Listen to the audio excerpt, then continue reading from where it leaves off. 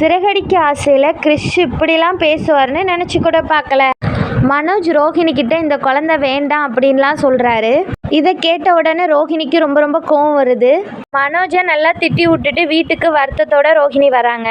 கிறிஷும் ரோஹிணி கிட்ட எனக்கு தங்கச்சி பாப்பாலாம் ஒன்றும் வேண்டாம், எனக்கு மட்டும் அப்பா இல்லை, அந்த குழந்தைக்கு மட்டும் அப்பா இருக்குதேன்னு சொல்லி இந்த குழந்தை வேண்டாமா அப்படின்னு திரும்பவும் மறுபடியும் கிறிஷ் அதே மாதிரி பேசுகிறாரு மனோஜ் மாதிரி. கிறிஷ் பேசுனதும் மனோஜ் பேசுனது ரெண்டுத்தையும் நினச்சி ரோஹிணி ரொம்பவுமே வருத்தத்தில் இருக்காங்க. அப்புறமா தான் ரோஹிணி யோசனை பண்ணி பார்க்காங்க. கிறிஷ் சொன்னதை நம்ம கேட்போம், நமக்குன்னு கிறிஷ் மட்டும்தானே இருக்கான், அவன் சொன்னதே நம்ம செய்வோம்னு நினைக்கிறாங்க ரோஹிணி. அடுத்த நாள் ரோஹிணி மனோஜ் கிட்ட போய் நீ சொன்னது தான் சரி மனோஜ், நான் இந்த குழந்தைய அபார்ஷன் பண்ணிடுறேன்னு சொல்லிடுறாங்க.